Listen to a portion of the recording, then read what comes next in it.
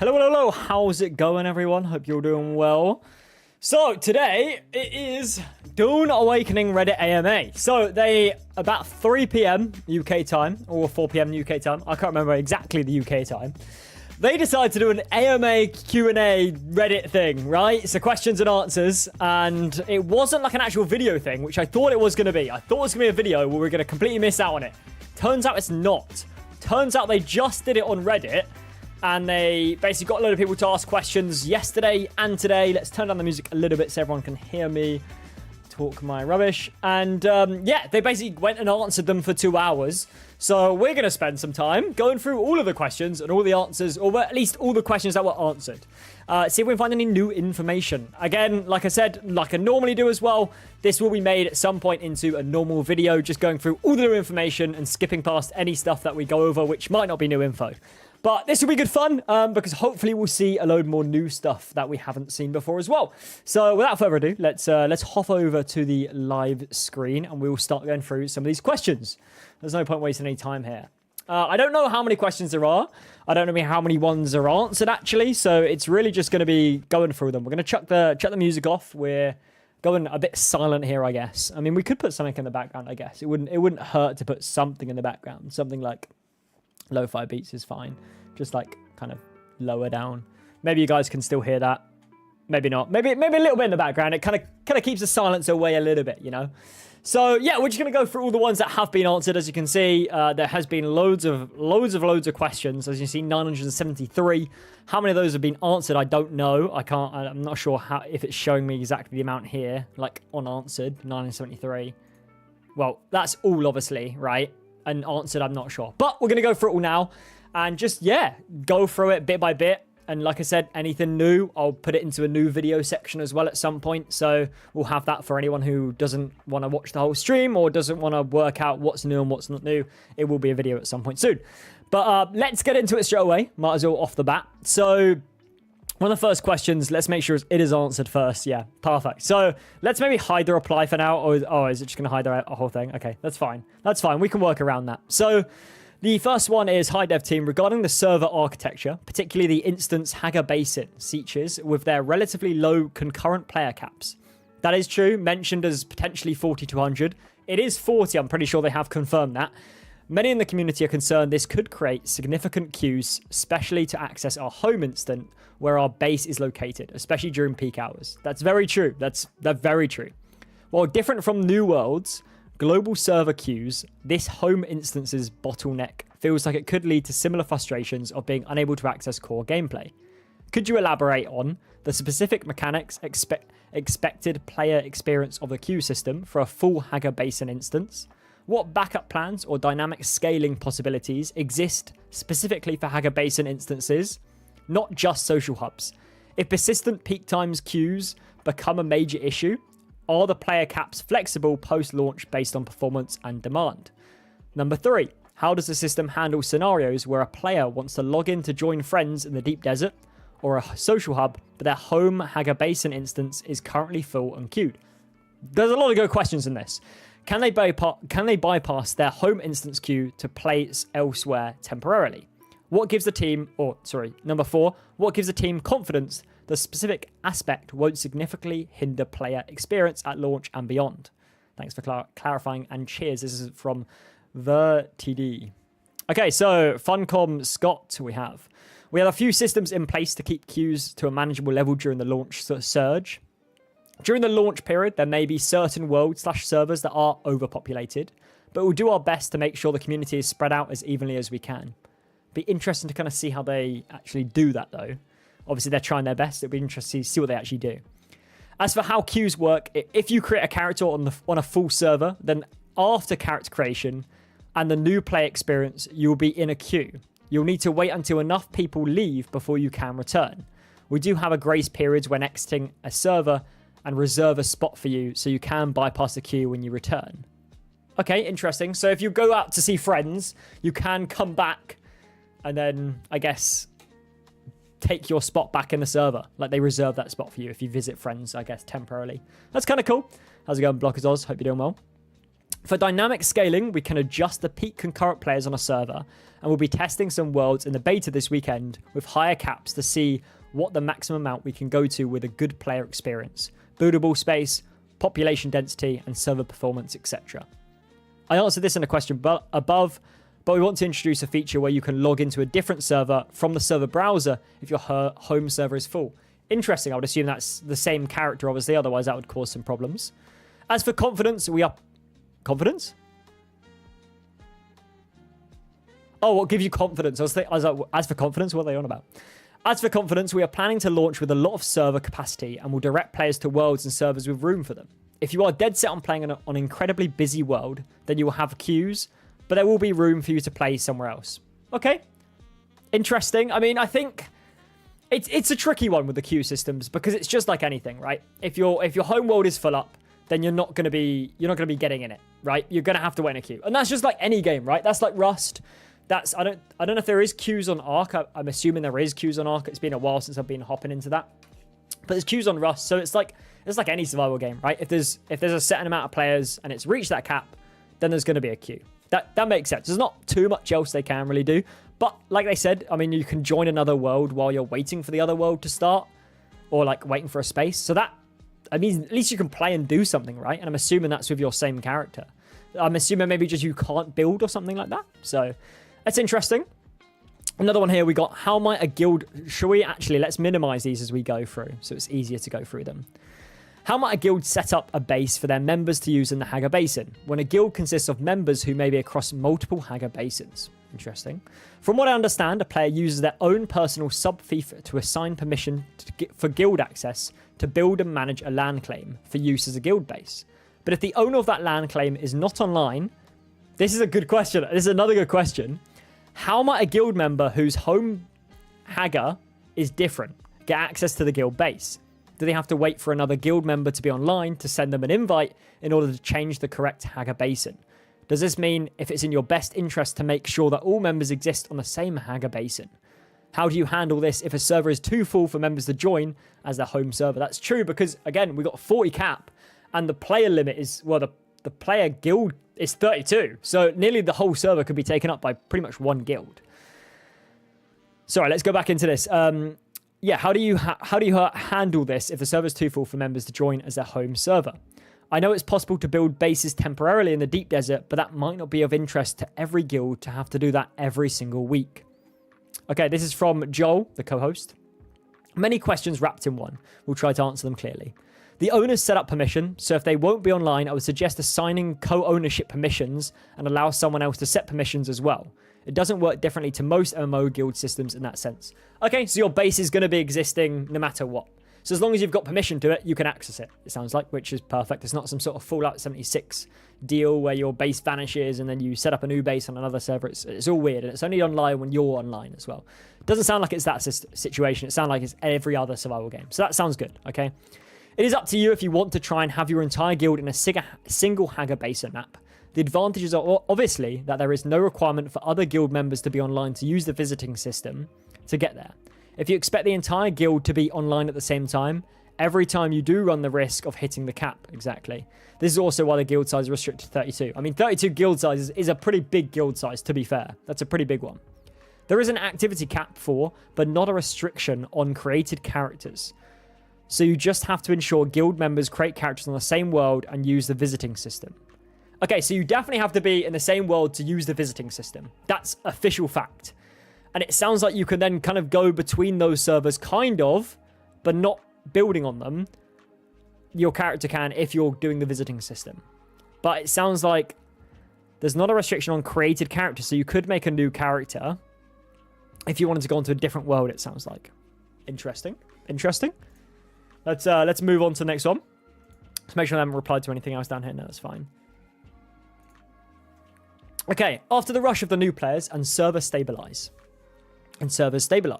will it be possible to transfer a character permanently to another hangar basin within the same world? I would assume it would need to be accepted that everything that character has is forfeited, but the skills and experience of the character would transfer over. This would help players move to lower population servers and join friends. Their answer, Funcom Scott, not on launch day, but we will add this functionality after launch. Okay, understandable. During the beta this weekend, you'll be able to use the visit feature to go to another hangar basin server on your world. The only restriction you have when you're on a different hangar basin is that you can't place land claim, but you can do everything else. This is exactly what I just said. I assumed you could go between them, and obviously they will have that feature at some point, but not on launch. But you can't place a land claim, which makes sense unless I guess you move fully over to that world, which they might do after launch. It sounds like they possibly will do. The next version of this feature, which will happen either at launch or soon after, is being able to visit from the server browser instead of in-game. Okay, so you could like go through the servers and be like, which one's my friend on? Because we're not on the same hangar basin, and then just click on them and join them rather than going into the game on your server and then visiting them that way, I think. I think that's what they mean. The final version, which will happen post-launch, is that we will allow you to move to a new hangar basin within your old world. We will not have this working at launch. Okay. We will not have it working. That's very clear. They're not going to have it working at launch, but it sounds like it's definitely going to come through at some point. Cool. Another one sorted. What is your long-term vision for the game? Do you see this as a persistent online game, like a game that players can live in, so to speak? Or do you expect most players to play through the content, then return when the new updates or expansions come out? Okay, again from Joel. This game is designed as a persistent online experience where people can live and take part in the politics of the Imperium. But it is complicated. The game has a fair chunk of launch content, I should say, and the endgame systems, Landsrad and the Deep Desert, are designed around the idea of player activity cycles. If you commit to them, there is always something to be done. The Deep Desert also changes layout each week and is our attempt to create this pillar of infinite exploration.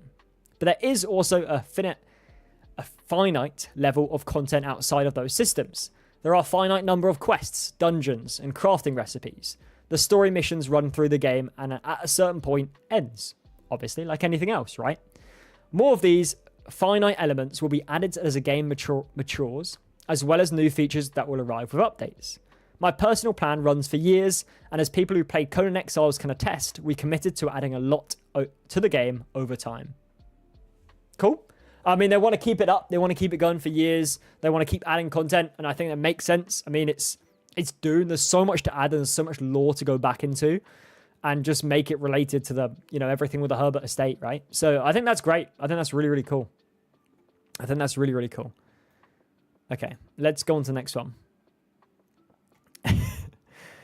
Can fuel cells be crafted by the player, or are they only found out in the world? What are the max number of... Okay, there's a lot here.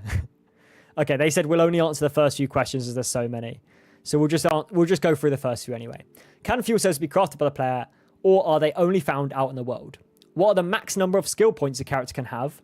Is there a way to increase personal inventory slots or carry capacity? Can we craft backpacks for additional storage? Let's go through one by one just to make sure, right? Well, okay, so fuel cells can only be looted. Okay, good to know. I do not remember the exact number of skill points, but you'll not be able to unlock all skills on one character. They did say that earlier, actually, that they've gone back on their decision before. You will not be able to increase the backpack size at launch. Okay. And then what else have they said in here? How do we transfer bodies to be placed into the death still? Into the death still. Bodies go in the inventory, only dead ones. I don't know what they mean actually here. Do they mean like the still is in the water still? I think so. Bodies go in the inventory, only dead ones. Okay, that's fine. And they said something about name tags as well, which we'll get to. And I will do that in just a sec.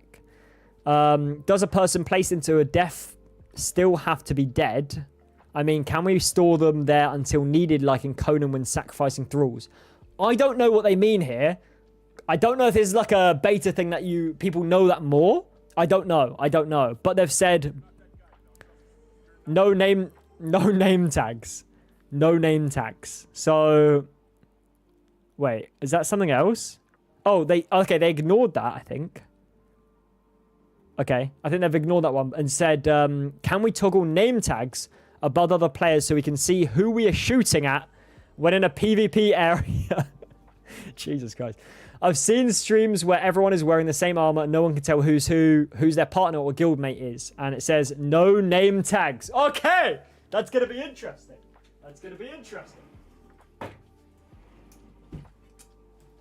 Okay, let's go on to the next one. I'm looking at chat, but I'm just also trying to get as much, go through as many questions as I possibly can. Because I'm worried my internet's going to go down at some point. So I want to get through as many of these AMI questions, if not all of them, tonight. If not, it might have to be some tomorrow as well. But we'll see how we get on. Okay, and I don't think they've answered anymore. That's fine. Okay, so let's monetize. Let's minimize that one. And let's hope this one's got a response. Okay, question. The Frem kit is only visible during the very start of the game. Can we have an option? I'll also do this. Can we have an option to show backpack or the Frem kit throughout gameplay to look realistic?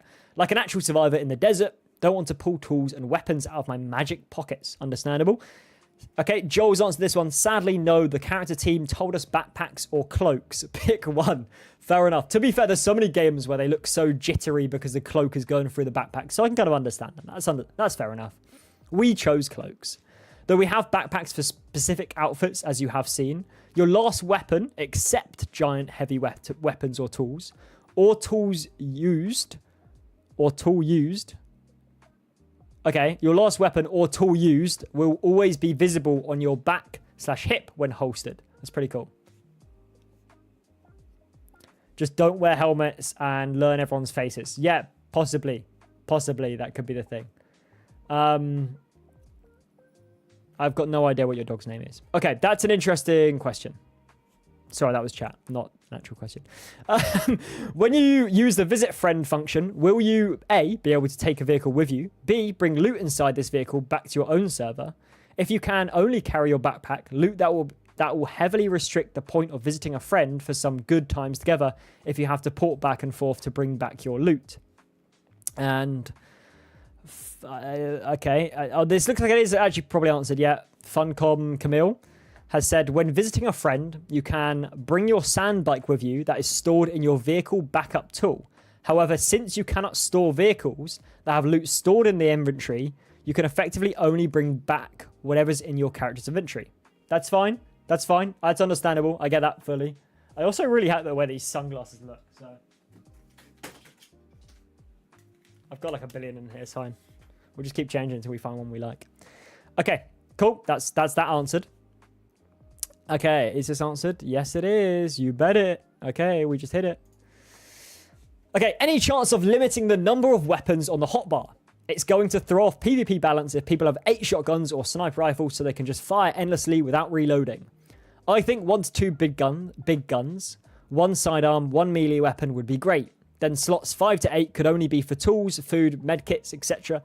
A lot of other games have used that kind of model and it seems to work well. And they have responded with, it's Vilja, I'm going to mess up the name, I apologise, Funcom, has said, at launch you'll be able to place 8 weapons on the hotbar. We are considering improvements/changes after launch. Okay, fair enough. I guess we'll just see how it goes, right? Let's go to the next one. I've seen some content creators state that combat is easy to cheese simply by equipping all shotguns on your hotbar and spawning them vice reloading them as intended. Are there currently any intentions to change this from happening? I'm in no way saying that this will destroy deep desert PvP, but I do think this will harm the local small-scale PvP around the ships or other things that have been showcased being PvP areas. Just some simple ideas would be a loadout system, like checking that you can only have 1 to 2 primary weapons equipped, a pistol and a melee weapon, and the rest can be filled out with tools and other things, or a waiting period if you're switching between weapons, like 1 or 2 seconds, pause so that a player cannot just switch them out and mag dump constantly. It's very similar to the last question that has just been answered, so we'll go through that. Let's have a look, see what they say. Same guy, you'll be able to equip the hotbar with all weapons at launch. We'll look into the hotbar functionality after launch. Okay, so it's something they're thinking about. There's something they're looking about. But obviously, yeah, that's just at the moment there's nothing to stop that being cheese. So watch out, guys. You better prep your hotbar up because it's gonna be a crazy fest of switching guns. Okay, we'll be able to transmog armor. And can we hide helmet and cape? We can hide helmet. We have heard that before. Okay, so from Joel, the game features an extensive transmog system where you can alter visuals pretty much on the fly. Restrictions: you can only switch out armor of a specific type with another type. Heavy to heavy, light to light, still suit to still suit. There are some exceptions to this rule, like social visuals. You can hide helmets and turn off/on the eyes of Ibadad, but you cannot hide cloaks. Ibad. Interesting. Okay. Cool. My main concern is important resources being locked behind PvP zones.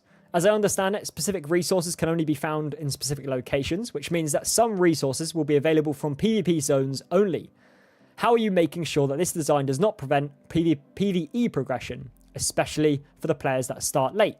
I fully expect geared PvPers to camp these locations, as I know people will have to go to them to get to progress, i.e. shipwrecks. By the way, having PvP resources potentially available from the market is not really an effective answer, as they will be price gouged. And this will be much worse if important quest lines are locked behind them, such as skill tree unlocks. Let's see what they've said. So, Vilja again. Deep Desert is largely PvP enabled, and that is where you find the higher tier resources and materials. You do not necessarily have to fight other players for them, as long as you manage to avoid others, although there is always the risk. In Haga Basin, there are a few areas with PvP that hold important resources, but you can also find these resources elsewhere with a higher time investment. Okay, so there is the resources basically elsewhere. You don't have to go in there. Obviously, you can go in there and try and avoid the fights, but it's just going to take, I guess, more time to get the other resources. Cool. Go on to the next one. Will everyone be able to play the beta test if they sign up on Steam? Also, I wish there was a friend code system that helped you group up with your clan at launch so you can get into the same Haga Basin together. I'm still traumatized from Once Human. I played a little bit Once Human, but not right at the start, so I don't know too much about that, to be fair. Let's see what they've said. Camille has said, we will be granting access to a very large number of players for the upcoming large-scale beta weekend. For the best chance of getting in, sign up on Steam and watch the global LAN party broadcast on Saturday. We'll be giving away tens of thousands of keys at regular intervals. There you go, guys. So if you don't have a key, hopefully you'll get it this week. If you don't have one, watch the broadcast on Saturday. I'm going to try and watch it, but I'm also away, so that doesn't help. Somewhere where I can't connect to the internet. So I hope you guys get it. I might not get access unless I get a beta key. I'm really hoping.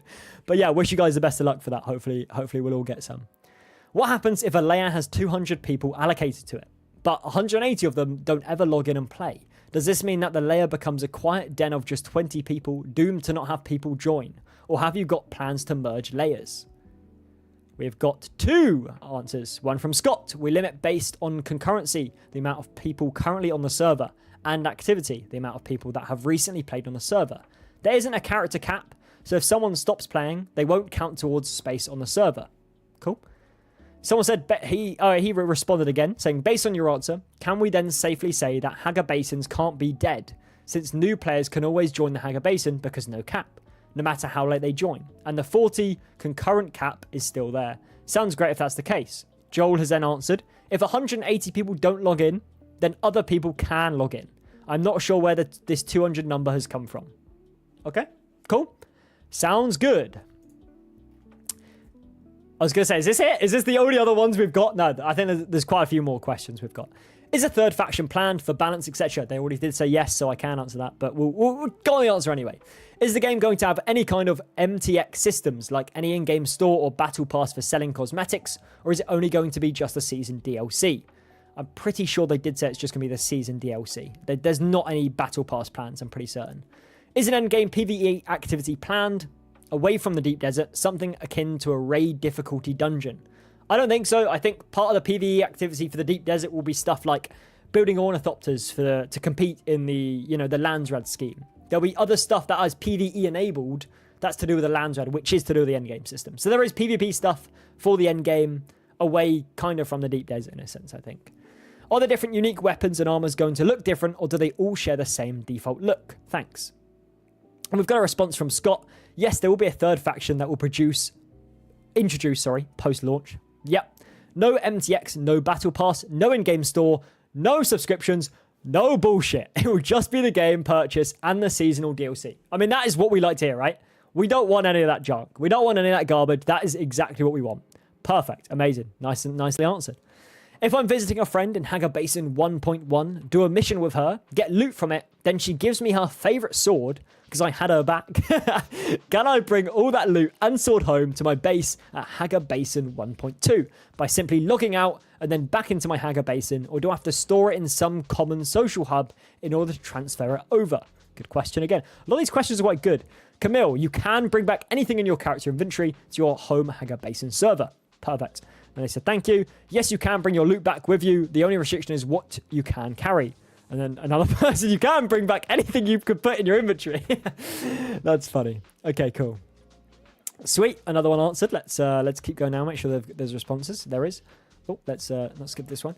I see bases incur a tax cost. Can a solo player earn enough to pay for those huge bases as seen in the recent live stream? Or would this be unaffordable? And then we've got Vilja. You will be able to build big bases as a solo player and obviously afford them, right? You just need to be on that spice grind. Cool. The potential server queues are a concern for me. I understand how the server world and layers, features, work from the video. However, in my understanding, below is right. How do you plan on dealing with long queues? I don't mean, there's probably going to be a similar answer to the one above, but we'll go for it anyway. I don't mean the initial launch period queues, which are to be expected. You stated in the video that each siege can have 200 users, but only 40 of those currently can be online at the same time. So 40 concurrent users out of 200. At busy times like evenings and weekends, where more users are likely to log in and play for longer periods, could I be stuck in a queue for, say, 3 to 4 hours? For example, Saturday morning, I log in, and there are 40 users already playing, and I'm a number 41. So in a queue, waiting, these users decide to stay in the Hagar Basin for 4 to 5 hours, building, mining, PvE, etc. Will I be stuck in the queue for 4 to 5 hours until one of them logs off, or goes to the deep desert, or to one of the player hubs? And we've got an answer from Scott here. The 200 number was probably a miscommunication on our part. I'm not sure where that was mentioned or in what content. There isn't any limit like that on a server Hagar Basin. We restrict to the server when the concurrent player cap is reached, which will be 40 for the beta this weekend. Once there are 40 players active in that specific Hagar Basin, any new player trying to connect will be in a queue. Makes sense. There are some population limits, but that will all be based on activity, which is only for how many players have connected to the server recently. We have these in place to make sure there is enough buildable space on the map so that you can claim a base location without running around for hours. Perfect. I mean, that sounds good, right? That does sound good. We will have plenty of hardware at launch so that people can play on low, medium, or high population worlds if they want to. We'll have hundreds of worlds and thousands of servers at launch. For queue length on the closed beta, when we will not be... Sorry, let me repeat that. For queue length on the closed beta, when we have not been intentionally limiting the amount of hardware, the queue lengths are very short. Cool. Make sure there's nothing else below. There is. Maybe I've missed some other stuff before, but hopefully not. Thanks, but didn't answer the question. I understand that there will be a queue, but if those 40 players play for 3 hours, will I be in the queue for 3 hours? I mean, that is technically true, right? That's just how queues work. The question isn't regarding the open beta or launch day, but on general after launch. Scott's responded, in the hypothetical situation where 40 people are all connected to the same server and play for 3 hours, then yes. If you connect after them, you'll need to wait for some time to log out. This does happen, though. People log in at different times of the day and have different sessions length. In the closed beta, we are seeing people log out every few minutes when the server is at peak concurrency. I think it makes sense. Why is it putting me back to this? I don't want to do this. Why am I looking at one? Where's all my other ones gone? Here we go. Okay, that's fair. I mean, realistically, it's a queue system, right? If you've got 40 players and... Well, realistically, like, there is 40 players playing for 3 to 4 hours, which won't happen, most likely, then you're going to be stuck in the queue for 3 to 4 hours. It's just like anything, right? It's just like, you're queuing up for a ride at a theme park, and there's, like, loads of people, and the queue ride's like an hour or something, and everyone stays in there. It's probably going to be an hour, right? It's not going to change. So it's just going to be dependent when Goofy said I'm a beyond 24/3. Wait, 24/3? That's it's 24/7, right? Surely that's half as much. Cool. Okay, I think that's fairly straightforward, right? I feel like it's come out quite a bit on this as well. What is the player number cap can we expect in the world and in the deep desert? How many is several hundreds? How many Hagar Basins per world? What are the planned numbers? For beta, most of the worlds will allow a max of 40 players on each server. We'll be testing higher numbers on a few worlds, but expect 40 when you're playing. On beta, there will be 20 servers, Hagar Basins per world, but we are still working on the perfect number for launch, so this number may increase. For the deep desert, this is more complicated. The deep desert is 9 times the size of Hagar Basin, and each section of it can handle more concurrent players. Oh, but beta is only on 3 days. Okay, you were talking about beta. I thought you were talking about the game launches. That's fine, Goofy. It's all good. How many worlds will be available for the open beta? We don't know exactly where people will be playing the beta from, but we'll have worlds in 9 locations around the world, and we'll open up additional worlds on demand, depending on the amount of people playing. We have our full launch hardware available, so there will be space for everyone that we invite. Always nice to know. Don't want to get invited and then not be able to access it. Pretty much every online game that has servers, shards, worlds, always spin up to too many to account for the large influx of players at launch, and over time have to merge servers. How do you plan to handle world or siege merges when population for that world/siege dies down? Specifically, in regards to a player's base, their collection of resources within their base, and any vehicles they own. Will players be able to transfer to a different world or a different siege permanently?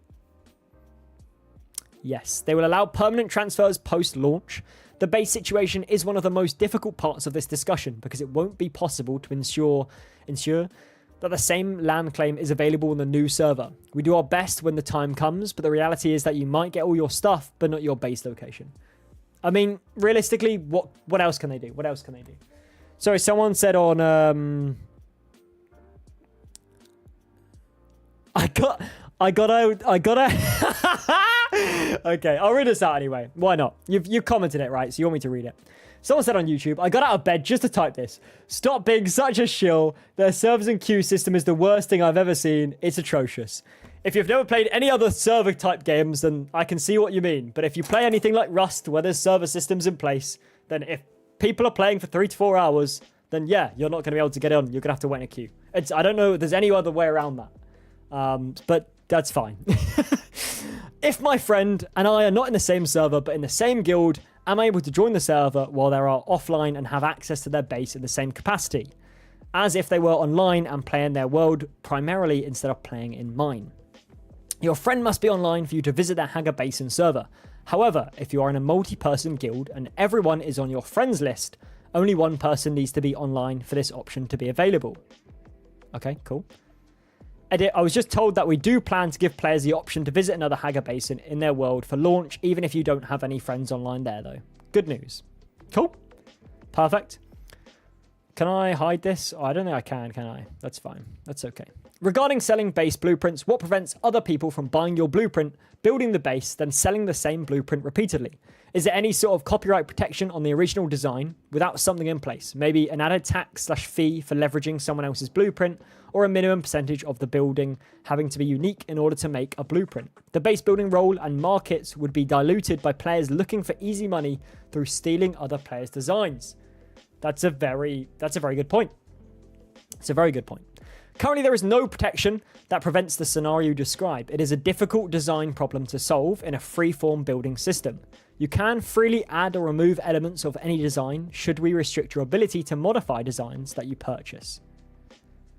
Oh, I think that they're asking, should we restrict your ability to modify designs that you purchase? Question mark, I think. Thorny problem. One we will look at closely depending on how people play the game. Cool. Is there any more? No, there isn't. Nothing on that. That's fine. I think it's a very good question to ask, to be fair. Let's hide all these ones as well. Okay, Deep Desert question. The Landsrad has control point objectives for the Deep Desert with regards to PvP and control points. Question 1. Do they answer all questions? They do. Question 1. Do we have to discover the control points every week? Or do they respawn in similar locations in the Deep Desert? Can more than one squad hold a control point for a faction? If we have 16 players, 4x4, do they all get control points per minute? or is it something only one 4-person team can get? Let's answer it one by one. Why not? The deep desert layout changes every week, so control points need to be discovered every time. Okay, number 2. How close to a control point can I build a base? Question mark. Many bases? Question mark. You can build a relatively short runaway. Okay. Okay, fair enough. Number 3. It would be trivial to power a deep desert base for a week. But how does the shield down mechanic work during a non-Coriolis storm? Would someone have to be in a vehicle outside during the storm to damage a base? How do they avoid getting hurt? If I have a single, double, triple wall, what is it going to take for someone to get to my base and, to get my destroy, to destroy my shield, I think, generated during the storm window? Is it someone one person, 4 people, 32 people can accomplish? And they said bonus land sort of question. I don't think it was answered though. I'm not sure. So let's leave that one out for now. Answer to number 3. The shields go down in the deep desert during a normal storm. Any obstacles the builders put in your way have to be dealt with, i.e. walls between you and the sub-thief. I would like to know how long they go down for, I think. That'll be my most interested thing, actually, to be fair. Okay. God, there's so much. In the last Dune Awakening livestream, it was mentioned that there is a small strip of land in the deep desert that is non-PvP. How big is this non-PvP area in the deep desert? It is roughly 10% of the deep desert. Cool. Very straightforward. Are there any measures / gameplay mechanics that will prevent bigger clans snowballing compared to small clans? E.g., if I am playing together with 2 to 3 friends and we have 5 people clan, it seems that there is no point of us attempting going into the deep desert if there are clans of up to 32 people. Watch out, House of Rita coming for you. Will there be servers that have limits on clan sizes? Joel has responded, we have some specific features in place that will make Zergs have a harder time. Friendly fire will be on for guilds. There are no name tags, etc. The issues of large groups dominating in multiplayer games are a difficult problem to solve entirely.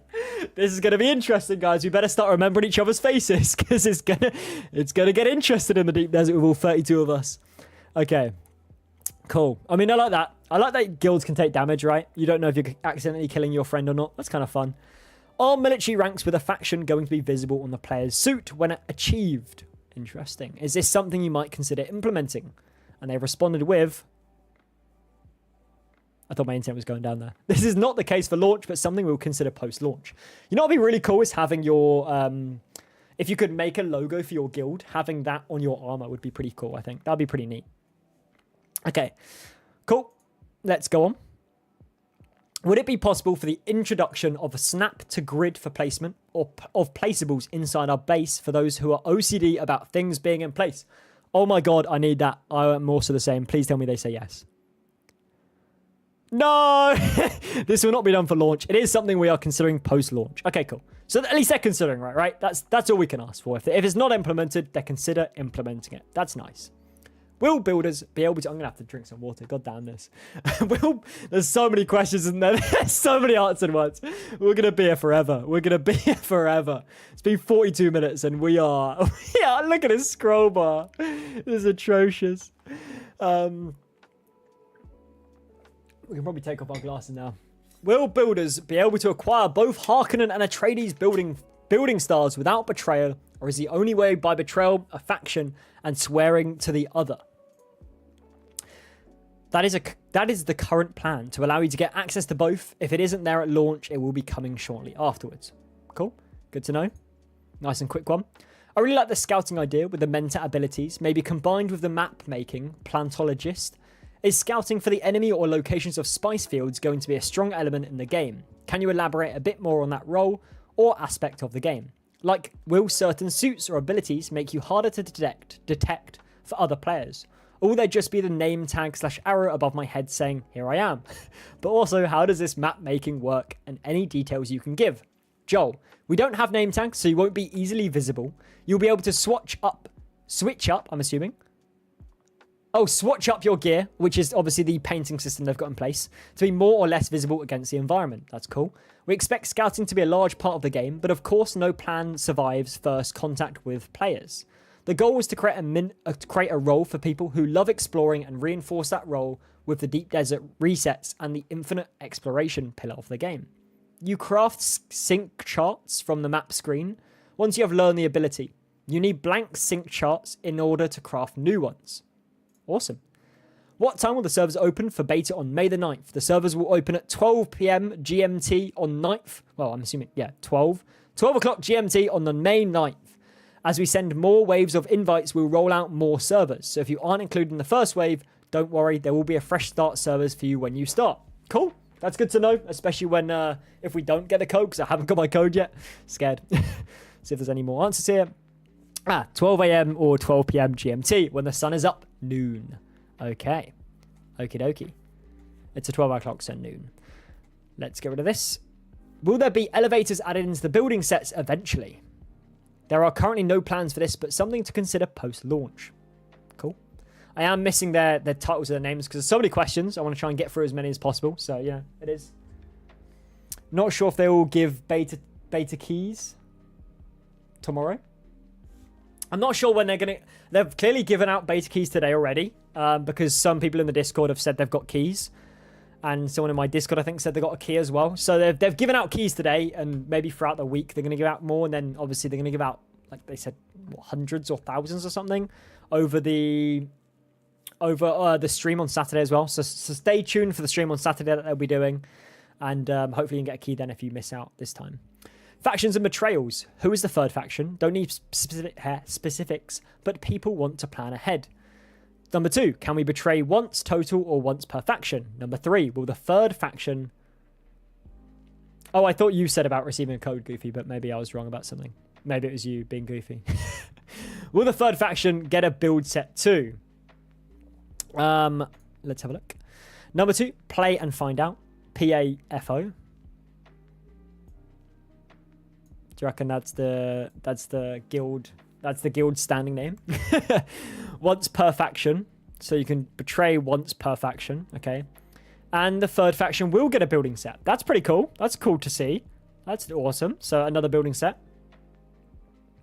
Oh, it was just you saying you did to make people look in their emails.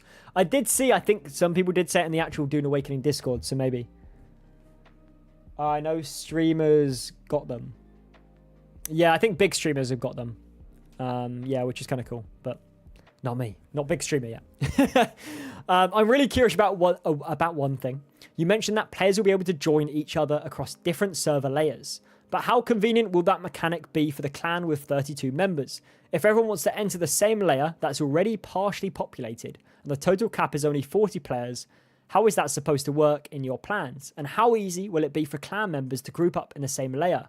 Will that even be necessary? If not, then what's the purpose of having clan bases? We've answered questions about this above. And this was them saying here. So let's read out their answers. Many questions wrapped in one. The owner sets up permissions. So if they won't be online, I would suggest assigning co-ownership. This is, I think, what we read earlier, but we'll go over it anyway. Co-ownership permissions and allow someone else to set permissions as well. If it doesn't work differently to most MMOs. It is up to you if you want to try and have your entire guild on a server, blah, blah, but you run the risk of hitting the cap. There is activity cap, but not for restrictions on created characters. So you just have to ensure your guild members create characters in the same world and use the visiting system. Okay, that's fair enough. That's fair enough. They don't want to go over like all the stuff they've answered again. Okay, will there be a possibility to hot... I don't think they can give keys till Thursday. Okay, interesting. I guess I'll have to wait and see. Will there be a possibility to hot swap ability / technique setup, binding key shortcuts, e.g. Control +1 or Control 2, understand while not in cooldown? Will there be any in-game character ranking across factions, PvE / PvP titles, etc., e.g. Atreides / Harkonnen faction rank as private, captain, major, colonel? And number 3, I believe we all, Funcom as well as all Dune lore fans, want Dune Awakening to be a success for many years to come, of course. As improper behavior, cheating and exploiting can ruin the game experience of other players. What measures will Funcom put in place in order to address such behaviors? Number 4, can you explain lunging / sprint attacks, brackets, reckless lunge technique, question mark? Number 1, no, we'd rather prefer people to prepare their builds, not hot swap on the fly. The cost of making build changes is reflected in the current setup. Number 2, you are given titles as you climb your faction, but we do not use a name tag system, so they are only in your inventory as a vanity point. There is nothing outside of factions. Number 3, we have reporting systems, chat moderation, and anti-cheat. The game is also server authoritative, and we do not plan to release the server code. Number 4, sprint plus attack equals lunge attack. You see people doing them and missing a lot in the streams that were released last week. We've been tweaking the targeting on them. Cool. Good to know. Will transform mitigation be a thing? Fashion is peak endgame, lol. Yes, we have customization options that let you change your appearance of your armor and equipment. Cool. Will there be a way to recustomize your character after first creating them? It is something we're planning to add in one of the post-launch updates. That's always nice in case you're like, I really hate how my character looks. I want to change how they look. And you can't. You've got to make a new one. So they're going to add it in post-launch updates. That's always nice. If you mess up your character and you play for quite a few hours, obviously not including the beta because your beta progress won't save, then you can obviously redo it later down the line after post-launch. Don't make a new character. It's not worth it. Do I have to be logged into the Hangar Basin to pay my Imperial taxes, or can I be logged into the Social Hub or the Deep Desert? Can I pay my Imperial taxes from the Hangar Basin queue? Taxes are paid in the Harko village or Arakeen at the Imperial Tax Authority. This is the only place you can pay taxes. Good to know. There's so much information from this, actually. It's kind of crazy. Will we know the list of sietches for each server in advance, so guilds or friends can coordinate their starting world better? Yes, we do intend to share a list of worlds and servers, /sietches, for head start and launch to let people coordinate better. That's good. That's good for us, actually. That's really good. Will we get expanded option for the character creator by launch, or at the very least later on? I'm thinking heterochromia, longer hair options and more options in general, hair accents, more makeup, the options to pick multiple tattoos, etc. Are we also able to change character appearance? Oh, they already said this. We have expanded the options since the character creator was released. We will continue to expand it post-launch. Change your appearance will be a post-launch update. Yeah, that's fine. They already mentioned that. That's all good. Will I be able to decorate my base with palm trees as a display of extravagant water wealth? That's crazy. Okay. We will not have plants at launch, but you can place out projections of plants. Makes sense. Makes sense. What does the endgame look like for those of us less interested in PvP aspect? Is progression still visible / fun at later stages of the game if we want to avoid getting ripped apart by larger clans and factions? I think they're going to say something about the lands rather than the PvE activities, but let's see anyway. There are intense Imperial testing stations, challenges in the deep desert, even in the PvE areas. Okay, cool. When we raid a base in the deep desert successfully, can we also loot the containers there? Or is this only possible when the full loot decree is active? Or will that never be possible? Good question. You cannot loot a player container you don't have permission to, but you can destroy it and take its contents that way. Okay, so that's confirmed. If you are raiding a base in Dune Awakening, when the storm comes in and the shields go down, if you blow up that chest, you can take the contents that way. That's pretty. I think that's not what we've heard before. That's pretty major right there for base raiding for a lot of people. Obviously, I know it's dependent on when the storms happen, how often they happen, how long they happen for. But that's good to know. That's good to know. Can we have a lands red condition that fully disables PvP for the week? Jesus, do you want more PvE? Interesting idea. No current plans, but something to consider. That is very interesting. I think the spice harvesting with people ramming each other's spice harvester to try and take the spice. That would be very interesting, I guess. The World of Dune is all about power, not just military might, but economic influence as well. How does spice factor into the game's economy? Spice is obviously extremely valuable on a personal, group, and guild level. Sorry, this is the answer. On a personal level, it fuels your special abilities. It is required for higher tier crafting. It is required for the lands run. Spice delivery is the only consistent delivery that will appear on the lands run every week. Cool. Make sure there's nothing else. Nope. There's a name that I can't pronounce. Sabakana Na. In Dune Awakening, we have 2 types of equipment, still suited for desert exploration and the armor for battles. Is it possible to switch between them without having to change all the parts of the set individually? You have to change the pieces manually. Okay. I think that's it. Okay. Fair enough. Fairly straightforward. Or then... So I'm just going to quickly just see how... Okay. Okay, we can get through all these. This is fine. This is fine. It's not too bad. I'm going to smash through every single one of them. Are there maker's marks on items / gear you've crafted? Like on a sword info screen, it says something like crafted by his name. That's kind of cool. Most of it is rubbish. There's some key stuff on it. Or a lot of the key stuff I'll just make into a actual informative YouTube video. So for anyone who's not bothered about it, just in the next few days or in the next week, I'll make a video just going through all the new information we've heard from it. Because there is a lot of stuff which is repeated. But there's a few useful things. So anything new that I've not seen from like the other content, then I'll put in a separate YouTube video at some point. The makers will not have their name on the items they craft at launch. Okay, so potentially after launch, I would like their names to be on it. I think it'd be kind of a cool system, seeing where you're like killing people and taking different things from people, seeing who's actually made it. It's kind of a cool thing. I appreciate the follow. Thank you very much. I don't know why it did not appear on the screen. That is another fun issue. Okay. Oh, it's hidden. Typical. Let me replay it. Thank you very much. Appreciate the follow. Okay. Cool. That's that one sorted. Okay. Question 1 on this one. Where is the servers located, especially Asia? Okay. Interesting. He's probably from Asia then. If I have a blueprint, this is question 2. If I have a blueprint made from a certain building set, like the Ultimate Edition one, can I still use it and fill the building block hologram with the necessary building materials? Or do I need to have the building set unlocked even to use that blueprint? I'm trying to understand what he means here.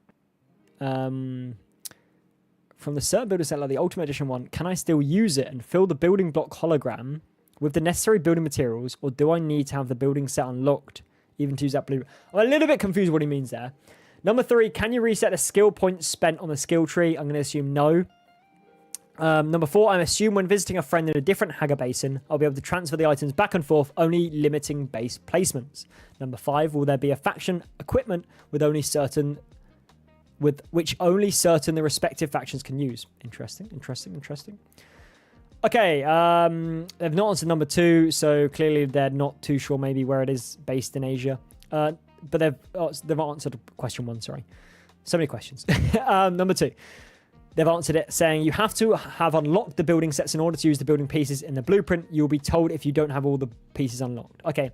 So I'm assuming what he means is like if he buys a hologram and they use the Ultimate Edition building block set and he can't build it, he has to have it unlocked for him to place it. I'm assuming that is what they mean.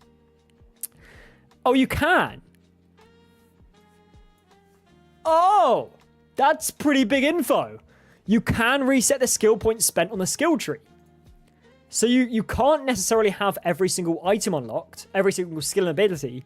But if you wanted to switch it, then you could just reset your build. That's something interesting to bear in mind, I guess. The question is, I guess, off that I've got is now, how often can you reset it? Is there a timer on it? Because otherwise it might make it a bit OP just to switch to a different scenario. I don't know. Interesting. Kind of defeats the point of being able to not unlock everything if you can just switch to the other stuff. I don't know. Just seems like a bit of a time waste if that's the case. Unless there's a time limit on this thing, then that would make sense. If it's like, oh, you can only do this once every 24 hours or once every 48 hours. There needs to be something implemented there, definitely. Okay, they said, yes, you'll be able to bring back anything you can put in your inventory. We've answered that before. That's fine. Building sets are currently faction aligned, but not gear. It is not on the roadmap to change this. Good to know. If I go and visit a friend on another siege, can I sell my items on their marketplace? And will I get the money if I don't go back there, but it sells? I.e., our marketplace is global, and if not, can I sell on another marketplace? Good question. The exchange is shared across all Haga Basin servers in the same world, so it won't be an issue in this scenario. That's good to know. I think that's key to know. I originally, for some reason, was thinking the marketplace was actually like global throughout everything, throughout every server, but it's just on the world. That kind of makes sense. That's nice, actually. That's quite nice. And for you to then go and visit your friends and sell items and it's connected to the same marketplace just makes it so much easier. But yeah, make sure you're on the same world as your friends, guys. Not that it doesn't have to be the same siege. It doesn't have to be the same Haga Basin, but you need to make sure you're on the same world if you want to play with your friends at the bare minimum. If you want to build with them and properly, just make sure you're in the same siege as them, the same Haga Basin. During the last live stream, the team mentioned factions and a possible third faction being introduced to help keep things even or competitive if one side gets too strong. Okay, so it's probably going to be about third faction again. Will it be possible to join this third faction as a player? I've always loved this idea of a neutral faction, one which doesn't get to control territory, but can support/engage with anyone and make some cash on the side. Yes, the third faction is for players. We aren't releasing many details on them before launch, but they will interact with the faction system and the lands ran in a unique way. I briefly touched on this with the info they have said in other videos on my Landsred video on YouTube. So have a look at that if you're interested a bit more about the third faction and the info that they've talked about in other streams. If I'm planning a longer vacation or work-related trip that requires me to disconnect from the game and last longer than a generator can power and protect my base, I think it is a month. I might be wrong on that, but we'll see. How can I ensure that my base remains intact and all my stored items are safe? Is there a backup or vacation mode planned? Your base can have power for up to 2 weeks. Okay, I thought it was longer than that, to be fair, but 2 weeks is still a long time. And then the shield will come down. When your base is unshielded, then storms will start destroying your base. But this isn't instant, and it's a slow process if everything is inside a wall. You'll have options if you're going on a vacation for a long time, like blueprinting your base and storing resources in the bank at a social hub. Cool. Sounds good. Sounds good. No more answers on that one. Is there any mechanics to prevent Zergs in PvP when one actual guild has 3/4 full 32 players roster in one place in Deep Desert? Number 2, can you tell more? Well, let's go one by one. I think it's easier that way. The only question here I think hasn't been answered is number 2. The entrances are in PvP areas and you can't build in the entrance areas. Can you tell me more about the Deep Desert entrances? Any measures to prevent entrance camping? So yeah, you can't build in the entrance areas, which makes sense. I think we've already gone through the answers of the other ones, so let's not worry about it. I think realistically, like we're just going to repeat ourselves over and over again. So let's leave them. We've either gone over them. I think let's just have a quick look to make sure we have gone over them before. Yeah, friendly fire and no name tags, etc. to make it harder. We'll quickly brief run through them. Players can't damage base shields. Okay, we're going to read out this one. We're going to get to it at some point, but we'll read it out anyway. How exactly will base raiding work in the Deep Desert? Can shield be damaged by other players? Can it only occur after a storm?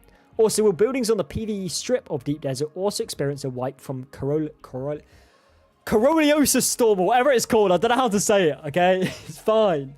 Fine. On YouTube, I'm a starter to Dune. Can you give me some tips? I only just joined. There is a lot to learn with Dune. I think if you're brand new to the whole of Dune about everything, go watch the films. Go watch part 1. Go watch part 2. They're great films. They're amazing. I think it really gives you an insight into what's Dune about. Basically, this game it's going a different story route as to the films, but it's a similar concept. You've got 2 factions fighting each other, effectively Atreides and Harkonnen. Spice is the main consumable/resource in the game. I guess the currency. It's used for intergalactic space travel. So basically, you're fighting for control of spice on the planet where there's a big sandworm which actually creates the spice. It's a long story. I won't get into too much, but effectively, you're fighting for survival on a desert planet. You pick between a faction of Harkonnens or Atreides. That's all I'll say. Go watch the films. They're amazing films. Anyway, sorry, going back onto this. Can it occur after storm? Also, will buildings on the PvE strip of the Deep Desert also experience a wipe from Corolio? Okay, I did say that bit because I can't say the bloody storm word. Storm! Players can't damage base shields, but the shields will go down in the Deep Desert during a sandstorm. Everything in the Deep Desert gets reset every week anyway, even bases in the PvE area. Okay, so there's a little PvE area you can build in then, in the Deep Desert, which gets reset as well. Because he definitely does not mean the Haga Basin area. So maybe there's PvE areas you can build in then, in the Deep Desert. That's kind of interesting, actually. And what was the last one? Visiting others. I've been reading... Okay, this is another one we're going to probably reach at some point. I've been reading a lot of your all's answers in Discord about servers and guild maxing land claims. Are you limited to one character per world? Can you visit a friend's server /Seach while they're offline? You are limited to one character. Okay, okay, so that's different to what I thought we were saying earlier, to be fair. You are limited to one character, one world. We aim to be able to visit a different server, even without having a friend there for launch, even. Okay. Okay, so this is going to be in your same world, though, right? One character, one world. Okay, so maybe you can't go onto other worlds then. Which makes sense, but it sounds like you also can't make a new character for another world. Okay, understandable. That's fine. Okay. It's interesting. Some of these questions, I'm like, that kind of counteracts the other questions. But, you know, I'll go through it all properly and kind of in a YouTube video at some point as well. Go through the new stuff. And kind of compare ones that are very similar and go through them as well. I'm on the fence for purchasing as I'm nervous about the PvP focus aspect of the game and how it might be the be-all requirement for endgame. I quite traditionally prefer PvE focused titles with narrative hooks such as Final Fantasy XIV. Is there any details you can share about PvE/narration, narrative focuses, etc. for players like me? The game has a strong The game has a strong focus on narrative in the main story, the factions, the advanced trainers, and the contracts that can be done in the world. There is plenty there with more to come post-launch. PvE content tends to be finite, and the players will consume it much faster than it can be produced, unless you put really strong gating in place. We will continue to update the game with PvE content over time. Can't ask for really much more than that. I've been reading a lot of your all's answers in Discord about servers and guild maxing, land claims. Are you living? Okay, we just read that one, so that's fine. That can go. That can disappear. Because player bases have vertical limits. If I build a base on a cliffside down low, can another player come along and build a base directly above me on the same cliffside? That would be hilarious if you could do that, but also really annoying. I can't lie. That would be really a pain. No, it's not possible for another player to build a base in the same vertical above or below yours. Thank God. If they said, yeah, it's possible, that would be chaotic as hell. Cool. We'll be able to change how our character looks after you blah, blah. I'm not going to go into this more. Yes, they said it will be after launch, post-launch. Private servers, estimate or possibility. They did say they're working on it, but let's read it. We are working on them now with various partners across the globe. I can't commit to us having them at launch, though, but we will try to get them out as soon as possible. Okay, so they seem like they're on it a bit more, but I'm going to bear in mind, for anyone who's not seen more content on this, or it's the kind of first time seeing that, or hearing about private servers, they have talked about it in another live stream.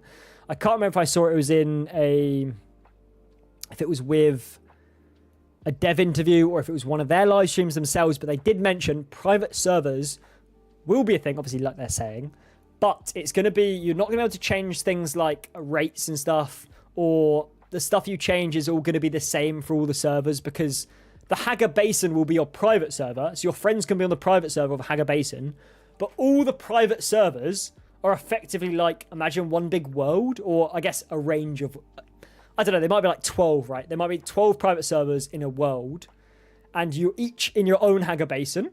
But then when you go to the deep desert, all of those private servers that you're in the same world as will also have access to the deep desert. So there will still be a challenge in the deep desert for you to experience. So that's kind of roughly how the private servers are going to work, which they did mention in another video or stream somewhere. It's in one of my other YouTube videos that I talked about it, because they did mention that. Cool. Are the people that have pre-ordered and requested access to the beta going to get access to the beta, or is it all open to chance? That's a very good question. I'm very interested in hearing this. Everyone will have an equal chance to gain access to the upcoming large-scale beta weekend. Okay, that doesn't really answer what we were going for. It was kind of like, if you've requested to the back, wait, are the people that have pre-ordered and requested access to? Oh, okay, yeah, okay, right. I was reading this as, have the people that have got access to the beta already, are they getting access to this next closed beta? I'm assuming they are. And they were just saying about, if you've pre-ordered, are you going to get like more of a chance? But everyone's got equal chance. That's fine. Okay. With base building, are there plans to allow objects to snap to grid to the floor, walls, and placing them? I think so, yes. It is something we're considering post-launch. Let's see what they said in the other thread real quick. Would it be possible... Oh, for the Snap Guild. for the snap stuff. This was that. Okay. And they said, I thought it was. I think the walls snap in place. I think. Oh, it's a grid on the floor. Okay. Right. Okay. So to a grid on the floor, I thought you meant like walls in terms of like placing a wall on a foundation. That will snap, but obviously it won't snap like a foundation to anything. There's no grid function. Okay. So that's something they're considering post-launch. That's good to know. Will we have OEC servers? And if so, then where will they be? Because having an OCE server in Singapore is 140 ping for us in New Zealand compared to 40 ping in Sydney. 140 ping is unplayable, 40 is bearable. Yes, there'll be servers in OCE. We just set them up this week and they'll be available to play on during the beta this weekend. The servers are located in Sydney, so you should have a great ping. Cool. How exactly will base raiding work in the deep desert? Okay, we already read that one out, so we're not going to go through that one. There's a quick glance of it if you want to pause the video, but we have mentioned it earlier. Literally, we read out that exact one. Will the servers be region locked? Is it possible to play with my friends in different regions, or do we have to pick a region for everyone to start in and accept that not everyone will have a good ping? This is a question also I really want to know. There is no region lock, so you can play in any region you want. Since you can have one character per world... Okay, so there's a few things where it's like one character, one world, that's it. Or maybe they just mean one character in one per world, right? Maybe that's what they meant in some of the other ones where I thought they were meaning something else. So, no region lock. You can play in any region you want. Since you can have one character per world. Per world. So you could have multiple characters on different worlds and going down multiple different routes, which is interesting, actually. That's interesting, actually. So if all the guild members are not able to be in the same one, then maybe I can have I can create another one on another world, and then I can visit the other people in the other guild that we bait, like Guild V2, right? If we make another one. That's interesting. You can also create multiple characters in each region. Okay, that's some pretty interesting information right there, I can't lie. Oh my god, we're getting there. Will Dune Awakening feature regional servers, especially for South America, to ensure stable latency, a smooth experience across all gameplay aspects, including exploration, PvE, trading, and PvP? Yes, you want to provide the best experience for players all around the world, and we'll have servers in South America. You can check out all the locations on this map. For anyone who's not seen it, these are the locations on the map. This is very small. Maybe we cannot increase it. Maybe we can. Here we go. There you go. So you got West Coast US, Central US, East Coast US, South America here. I'm not blocking it, am I? No, you can see it. Europe, Asia, Australia, but they obviously put the Australia logo here. It is actually over here by Sydney. They mentioned that in the live stream as well. Cool. Any plans to reduce the amount of weapons you can have on your bar, or are you allowing people to walk around with 6 to 8 weapons? They said yes. They answered it in a different thread. They basically said yes, we are allowing that currently right now. We'll work it out post-launch to see what happens. Is there anything implemented behind the scenes to stop a gaming community from going AFK for the night, stopping anyone else from entering the Deep Desert section, while their late-night players farm spice with zero chance of opposition, since each section of the DD is said to hold 100 people? Interesting. AFK players will get kicked after some time. Question is, how will they put that in place? Because I guess if you attach control, realistically, right, we're talking about like GTA 5 here. If you put go on controller, okay, and you put your like keyboard or whatever up against your controller thing to make your character move around, you know what? It's a deep desert. They're gonna die from dehydration, I think. So realistically, you're gonna get kicked from AFK, or if you're being AFK, you're gonna probably die from dehydration. Cool, sorted. There you go. I've answered my own question there. Are you anticipating any further delays in launch? Game development is never late, it arrives precisely when it's meant to. Not anticipating anything future in terms of delays. Cool. I'm not a content creator, so how do I, a normal human being, get a free t-shirt out of this? What? I want a free t-shirt. I ask myself the same thing every day. Okay, so no free t-shirts, guys. Damn it. Will guilds limit the amount of buildings you can do per person, or does it stack the amount of outposts/bases you can make per player in the guild? The number of bases that can be built is limited per player and is not affected by the number of players in a guild. That's always nice to know. Are we going to see Chris knives and other rarer weapons or possible player titles? Player titles, I've already said. Player titles are just in the HUD and the informatics screen, whatever you want to call it. They won't be able to see people's titles above your actual character, and you are going to see Chris Knives. Yes, they did say that. Let's see what they said, though. There is a form of Chris Knife in the game already, but it requires a certain amount of sacrifice to receive it. Okay, interesting. We do not have plans for titles apart from the faction titles. That's what I was going about. These are only shown in the inventory, yeah. Okay, some sort of sacrifice. You best believe I'm going to sacrifice some people to get a Chris Knife. There will be, not our guild members, obviously. Will there be a harvester to harvest the spice? I'm sorry if you've not seen the film. If they made a game without a harvester to harvest the spice, I mean, I don't know what we're playing. And we know there is. Yes, obviously. How often will we be seeing seasonal updates/events? I've already gone through this in my DLC video. Go on there, but they say it here. Every season, we're aiming to have a large update roughly every 3 months, which go along with the DLC release dates we have set. Can we at least get a console release window? Even something vague like before the end of 2025. Not even having a window to share seems like it means console players shouldn't hold their breath. It won't be before the end of 2025. Wow. Okay, that's some big info there. Our current plan is to release the console version before the end of 2026. Oh, I'm so sorry, console players. I am so sorry. That's rough. You're gonna get Dune Awakening. GTA 6 is finally gonna come out before Dune Awakening on console, it seems like. Wow. Okay, that's a long wait. That is a long wait. I'm so sorry for console players out there. That's pretty key, actually. That's pretty key. We are actually going to quickly chuck this because we've got a lot of people in the Discord that are actually really interested in console release stuff. So we're just going to quickly chuck this in the guild thing. I'm just going to chuck that in there for some people, but I'll alter it and make it look fancy later on. But that's pretty crazy, actually. Wow. Okay, was not expecting like by the end of 2026. That's quite a long wait. Holy. Have you addressed the concerns about the combat, and what are your thoughts about the current state of the combat? Switching between melee, answer obviously. Switching between melee, range, and abilities is fun and intense.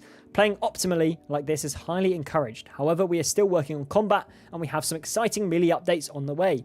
Cool. Good to hear. Can you update any of your character appearance after the initial character creation? Yes, you can. Post-launch, they're going to add it. Not for launch, but we're adding this. Perfect. Already been answered. Will there be an option to preload for launch day? Ooh. Yep, there will be. Okay, good to know. Can we pre-download the game? We just heard that. We have to pre-launch for sure. Yeah, it doesn't mean you'll get it for beta. Hopefully you got good internet, guys. Going to be downloading that beta quick. What is the actual probable, not theoretical, a max amount of players that can be on screen together and interact with each other unrestricted? Yo, how's it going? In YouTube and Twitch. Sorry, guys. 40 in Hagar Basin. See the beta this weekend. Okay, cool. I mean, we kind of knew that. It's fine. What is the purpose of Sieges? If you're capable of hosting 500 players plus in the deep desert, why not just have bigger servers for everything? Hagar Basin has a higher density of content than the deep desert, mostly NPC count. So we can't have as many players active on that map. It is also substantially bigger. It's 9 times bigger, guys, for anyone who doesn't know. So there's more room for players to claim land, build, and explore without having 100 players gobbling up all the land. Makes sense, makes sense. Will I be able to... We're going to have to drink. We're getting through them. Will I be able to later upgrade from standard to ultimate edition in order to get all the available cosmetics? Good question. Yes, you'll have this option available after launch. So guys, there you go. If you really want it and you don't want to you want to test out the waters of Dune Awakening first, get the base version, or you can just watch me play it and I'll let you know my honest thoughts. Honestly, people are saying I'm a shill. It's crazy because I've not even been access to the beta, honestly. But I really like Dune Awakening, right? And I'll say if there's something I don't like about it. I'll say if there's stuff I like about it. I think people are overreacting about this whole system queue thing. If there's 40 players in a server and you're in a queue and no one leaves, then obviously you're going to be in a queue for a while. That's just basic, right? There's nothing they can do about it. That's how all servers and survival stuff pretty much works, right? If the player cap is full, then you have to wait for someone to leave. There's not much they can do about it. Are they going to kick everyone that's playing currently? No. So I'm going to call out things where I think it's a load of shit, and I'm going to call out stuff that I honestly agree with and I understand with from a game-making decision. It makes sense. Is there an estimated window for console release? They said this earlier. Oh, we aim to release Dune Awakening console by the end of next year. Maybe we should put that into the Discord instead of the other message, because the other message is a bit crazy. Let's chuck this in the Awakening. If you're interested in joining the Dune Awakening Guild, there is a link in the YouTube video. We're live streaming on YouTube and Twitch at the same time right now. Feel free to join the Discord guild called House Arit. We've got, I think, like 50 plus members, maybe like 60 in it now. We post the content info and we join each other in the guild. Should be good fun. From Reddit. Let's just chuck that in here real quick. AMA. There we go. Perfect. Just for anyone who's on console there. When you list items on the exchange, does it show in the listing the name of the player listing it so that we can try to earn a reputation for being a reliable seller or possibly a bad seller? Interesting. Yes, it does show the name of the person who lists it. Cool. Cool. I guess maybe a bad seller counts as someone who's trying to charge extra, maybe? Do you plan to re-implement the tank in the feature that is shown in the trailer? Is it out at the moment? I didn't know that. We are indeed planned to enable the tank post-launch. Okay, so I guess beta don't have it then. Interesting to know. Good to know. Are our characters safe and also backed up so I can take a break for a few months and my character and his gain levels and skill points will still be there when I come back? I know betas go after a few weeks of no maintenance. Your character is safe when you log out. Only unshielded vehicles and bases will decay. Good to know. The gunplay looks a little bit rough sometimes, but even more alarming, melee feels very bad right now. Are you guys aware of this, and will there be fixes to both? Some comments on this. You should play it. There is a clear difference between the feedback we receive from people who have played it and the people who have watched someone else play it. Please set expectations according to the genre. We are doing a lot more features than shooter or melee-focused games, and we are not trying to compete with these games. Our aim is to be top class in the survival genre, and we feel we are well on our way to achieving that. We will continue updating the systems as we update the game post-launch. You can't really ask for much more than that. Yeah, I think people are forgetting they're not Call of Duty. They're not like Dark Souls, right? It is survival game, right? It's survival game, MMO, or whatever they want to call it. But that is the base of the game. It's survival. You know, it's not purely focused on those systems. There is so much other else to do with the game. So yeah, makes sense. Makes sense. If the game breaks any kill records, will Joel do a shoey on a Twitch stream? Yes, but with Coke Zero since he is dry right now. That's pretty funny. I'm a fan of Cyberpunk 2077, and No Man's Sky, which have done a lot of support and improvement post-release. How many years of support has Funcom budgeted for? How many copies are you planning to buy? The answer, obviously. We plan to support Dune Awakening for years to come, and we'll be releasing updates to the main story, new content and locations for players to visit. As long as people keep playing the game, we'll keep making content for it. Cool. That's as fair as you can have it. Will it be nudity like in Conan? Okay. Jeez, you guys gotta chill on here. Of course, there's someone on Reddit saying that. There are some features that Conan XL has that won't be replicate. That we won't replicate. Oh, God. What were the big lessons you took from Conan? How have you improved them in Dune? That's a very good question, actually. Too many to answer here, but come to my GDC talk. Okay, fair enough. Good old Joel. Will future cosmetics be paid DLC only, or will there be free ones added as well? Pretty sure they are both. We'll have both free and DLC cosmetics post-launch. With regards to Steam, if we wish to upgrade the edition that we've pre-ordered, let's say from Deluxe to Ultimate, why can't we just pay the difference? You can, I think, post-launch. We'll add this standard to Deluxe and standard to Ultimate upgrades option before launch. Okay, cool. Hi devs, just want to say thank you for all the love and hard work you've put into Dune Awakening. It really shows in every detail. As someone who's been waiting since day one and a long-time Dune fan, it honestly means a lot to see how much passion was poured into development and how deeply you've respected the lore while still creating something original and fresh. That balance isn't easy and you've absolutely nailed it. I do agree, as much as I'm a shill apparently. I do agree on that. I think it's very awesome. I haven't played it yet, but you know, I think if I get to play on the beta, then I'll give you my honest thoughts realistically on everything. Oh, and if I can sneak in a quick question, Will the new faction have anything to do with the Fremen? Also, they probably won't answer that. Also, if I want to fully embrace the Fremen way of life, will I be missing out on major opportunities by not aligning with House Atreides or House Harkonnen? Thanks again for bringing Arrakis to life. Thank you for being here and supporting us. I hope everyone enjoys their time with Arrakis for years to come. Okay, didn't answer that one. Thanks everyone for the question. See you on Arrakis. I reckon it is Fremen. I reckon it's Fremen related. It makes sense. I think it makes sense to be like kind of like middle ground faction. It's got to be Fremen, right? Like in the films, it makes sense to be Fremen. That's so funny they didn't answer. It's got to be Fremen. If we get a key for this weekend's open beta, we'll be able to live stream. As per blah blah. Yes, no NDA on the large-scale beta weekend. Like I said, if I get a key, guys, we'll be live streaming that. You best believe it. What, if anything, is the internal view on Zergs, and what is anything? Okay, we already saw that about the Zerg stuff, and we went through the answers. You know, you got the Kappa 32. There's also some other stuff like you've not got name tags. You can do damage to your guild, etc., etc. But we answered this one already. We went through it earlier. Still PC only at launch. Yes, of course. Still PC only at launch. The console version will come out sometime next year. Okie dokie. Will Dune Awakening be available on Game Pass at launch? Will it only be on Steam on PC? So maybe next year it might come out. Seeing it's the end of next year potentially. It's kind of crazy. So maybe you might see it on Game Pass, but they're not going to say, obviously, for now, because it's like a year and a bit. So was that the one? When is it coming to console? We've answered that. Yeah.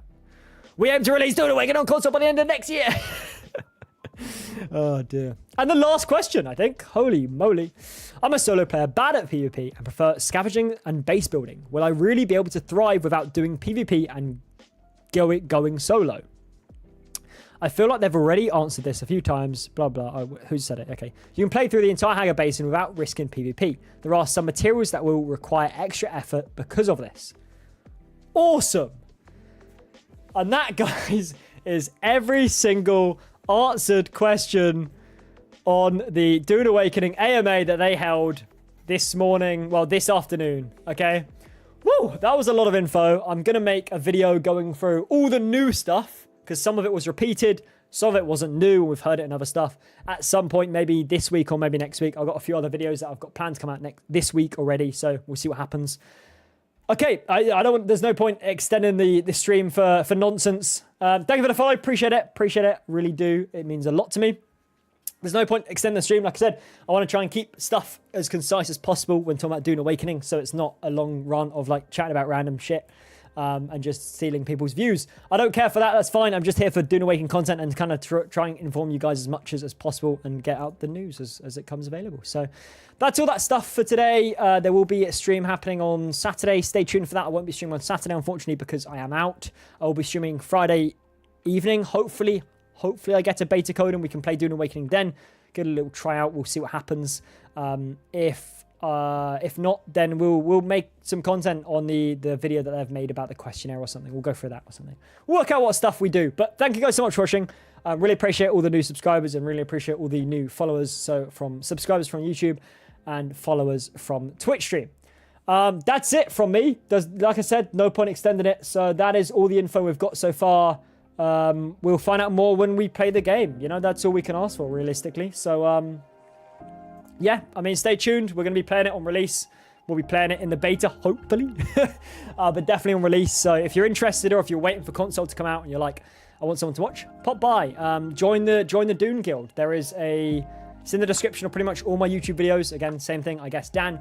Check out them. There's information on them as well. And I try and do like small recaps of the live streams that have recently happened. So if you want to not watch the 2 hour and 40-minute live stream and just want to know all the new information that's in it, then just watch the recap videos. They're like 10 minutes long or something. I try and keep them as concise as possible. But anyways, thanks so much for watching. I do hope you did enjoy, and I hope it was somewhat informative to you guys. Hopefully you learned something new, at least, in Dune Awakening. I definitely did. Anyway, thanks so much, guys. And yeah, see you in the next video or stream. Peace out. Bye.